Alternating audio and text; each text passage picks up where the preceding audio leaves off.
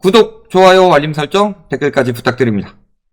올해 1월에 거래량 잠깐 상승했다고. 그 다음에 부동산 가격 지수, 솔직히 신뢰는 안 갑니다.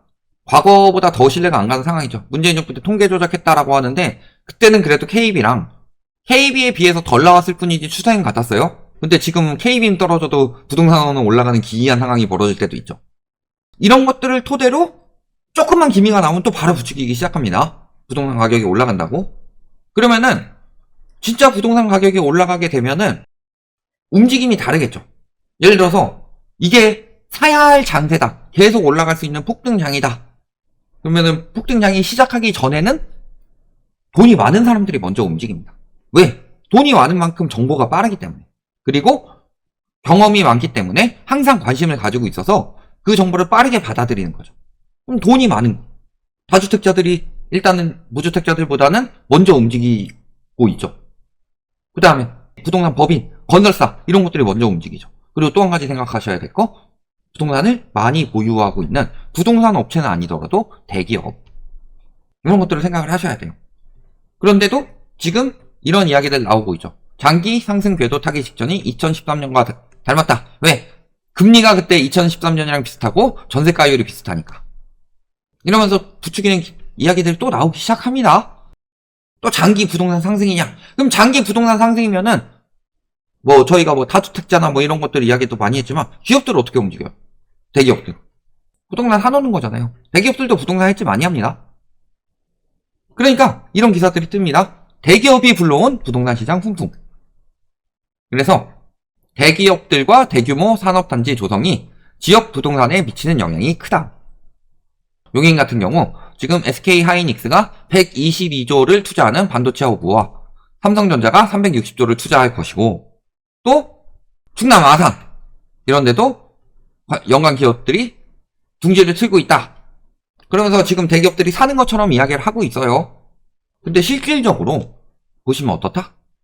대기업들은 지금 설비나 이런 것들을 투자하는 거고, 저기를 부동산을 해지로 사는 게 아니라 저기에서 이제 수출이나 이런 규모를 늘리기 위해서 저기다 투자를 하는 거죠. 그런 거고, 실질적으로 대기업들은 팔고 있다. 그래서 부동산 개발 관리 및 건설 분야에서 대기업 집단 계열사들이 줄고 있고, 지금 롯데나 한화, GS 이런 곳들이 지금 계열 제외하고 있다. 신세계나 이런 곳들은 하고 있지만, 그러니까 지금 대기업들에선 부동산 사업을 구조 조정을 하고 있는 거예요. 줄이고 있다는 소리죠. 부동산 규모를. 이게 최근 일이냐? 저희가 계속 이야기를 했지만 작년에도 그랬어요. 그 전에도 그랬고 사실. 보시면은 투자에 나섰던 지분이나 알짜 부동산까지 매각을 하고 있다. 건설사들 무너지는 건 건설사들 무너지는 거죠. 건설사들 무너지는 건 진짜 돈이 없어서 무너졌다. 디폴트가 났다. 태양건설 돈이 없어서 워크아웃이 났고, 지금 건설사들 돈이 없어가지고 재작년에 한 300개 무너졌는데 작년에 한 500개 무너졌고, 올해는 추세가 더 빠르다. 건설업계가 침체되니까, 부동산 시장이 침체되니까 건설업계는 당장 현금 흐름이 좋지 않으니까 무너진다. 이렇게 생각할 수 있겠죠. 그럼에도 불구하고 대기업들이 그러면 지금 PF 정리할 거예요? 싸게 나오겠죠. 그럼 그 싼 부동산들을 매입을 할 것이냐, 아니면은 지금 가지고 있는 것도 팔아치우는 중이냐, 이런 것들을 봐야 될 건데, 왜냐면 대기업들이 부동산 가치가 떨어진다고 생각해서 미리 현금 확보를 해놓는 거죠. 올라갈 거라고 생각하면 다른 것으로 현금 확보를 하겠죠. 알짜 부동산을 왜 지금 팔겠냐. 그렇죠? 그러니까 알짜 부동산을 팔고 있다는 소리는 지금 고점에 다다른 것을 대기업들이 눈치를 채고 미리 팔아치우고 있다는 소리죠. 근데 개인 보건 사래요. 이게 무슨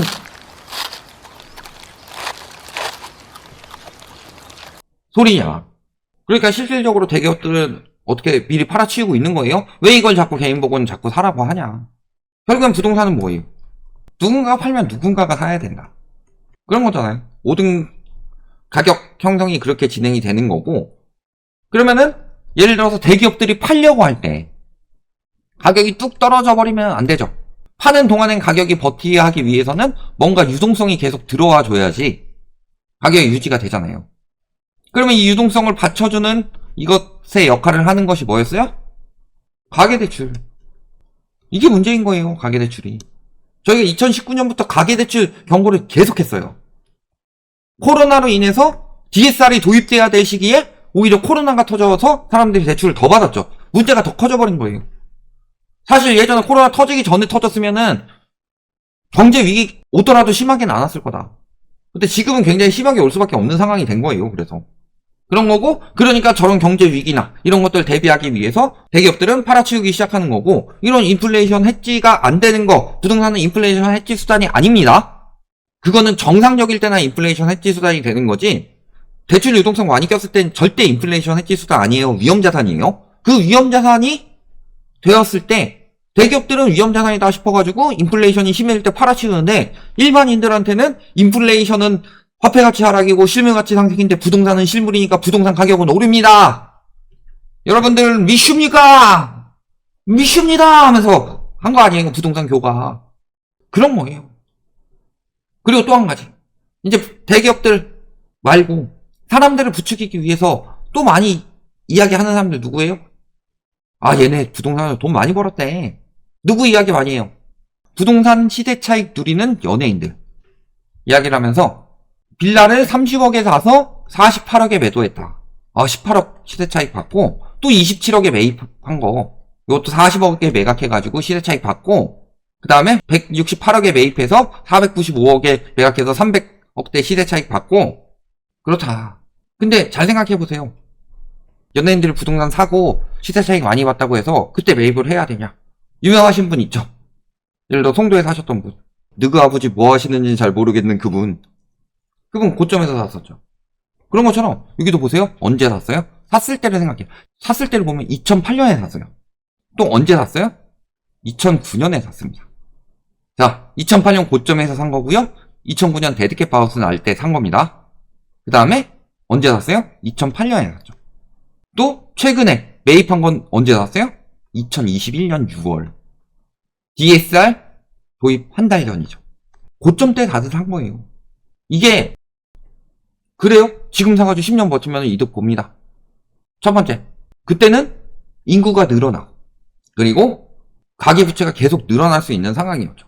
이제 코로나 이후에는 가계부채는 점점 더 점차적으로 디레버리징이 돼야 되고, 인구는 계속 줄고 있습니다. 그러니까 10년 뒤에 집값이 올라간다. 이거 확정할 수 없죠. 그 다음에 코로나라는 특수 상황 때문에 미래 수요까지 끌어왔기 때문에 10년 뒤에 사야 될 수요들이 지금 많이 산 거예요. 그죠? 그런 거고. 그러니까 지금 와서 산 사람들은 어떻게 되겠어요? 이때 이들도 이번에 코로나 안 터졌으면 엄청난 차익을 남겼을까요? 물론 남기는 부분도 있겠죠. 10년까지 버틸 수 있으면. 근데 10년간 버틸 수 있어요? 일반인들이? 연예인들은 벌이가 좋아요. 연예인들 빚 수십억씩 졌다 하는 거 몇 년 만에 다 상환했다 이런 게 되죠. 저들은 돈이 많아요. 돈을 잘 벌 수 있고 충분한 근로소득을 벌 수 있는 사람들이기 때문에 가능한 건데, 우리는 그렇지 않잖아요. 그러니까 다들 이렇게 물린 거고. 2020년에 98명, 2021년에 103만 6천 명, 2022년에는요 비기닝이 나오죠. 68만 6천 명. 2019년 이때 떨어지는 추세였다니까요. 코로나가 안 터졌으면 문제될 게 없었다. 사실 거기서 고점 찍고 떨어지는 거였다. 무주택자들도 사지 않고 있는 거다. 그리고 지금 2022년에 68만 6천 명으로 줄어들었다는 것 자체가 하향 기조라는 거고, 2023년에 특례라는 특별한 대출이 풀렸지만 지금은 어때요?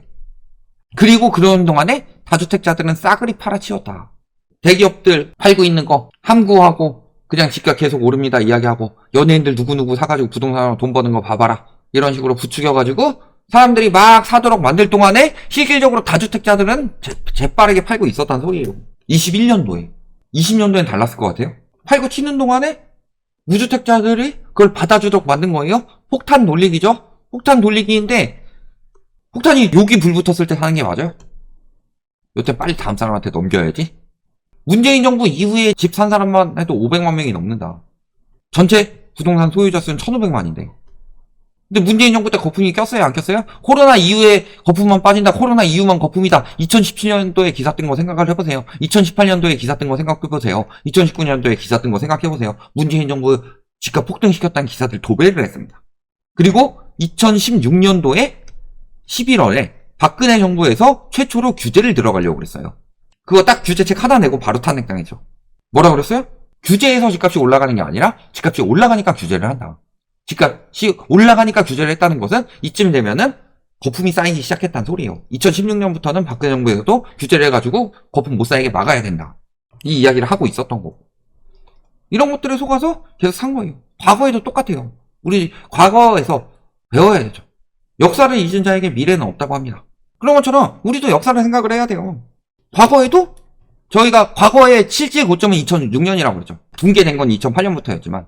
그러니까 2006년부터 이미 부동산들은 외곽 러시를 하고 있었다. 우리나라도 2019년부터 그랬었고. 자, 2008년도에는 하락세가 짙어졌으니까 엇갈린다. 우리도 2022년도에 저런 기사들 많이 떴었죠. 2022년도에 집값 하락세가 지속된다. 아니다. 임대차 3법으로 전세가 올라갈 거라서 하반기엔 반등할 것이다. 그죠? 그리고 2009년도에 데드캣 바운스 타니까 다 뭐라 그래요? 다 집 사라. 지금 당장 집 사라. 내년 집값 또 올라갈 거다. 내년 집값 3에서 5% 상승할 거다. 2023년도에도 그랬잖아요. 미국에서 금리 내리면 집값 올라간다고. 그리고 그 다음이 어떻게 됐어요? 하우스 푸어 파산이 속출했다. 수년간. 그리고 그때 은행에서는 대출 한도 축소가 들어왔고 정부에서 아무리 신규 대출이 아니라 만기 연장이면은 기존 대출 금액을 유지하라고 예외 규정을 두더라도 일부 상한을 요구하거나 아니면은 가상금리 붙여가지고 회수를 하려고 했었다. 그래서 많이 무너졌던 거다. 근데 지금은 달라져요? 지금은 그때랑 달라요? 똑같은 징조들이 저렇게 나오고 있는데? 잘 생각해보셔라.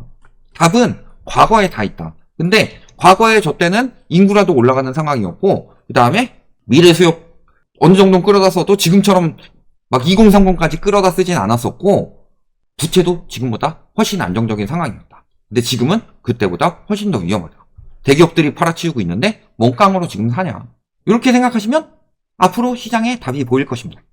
여기까지 말씀드리겠습니다.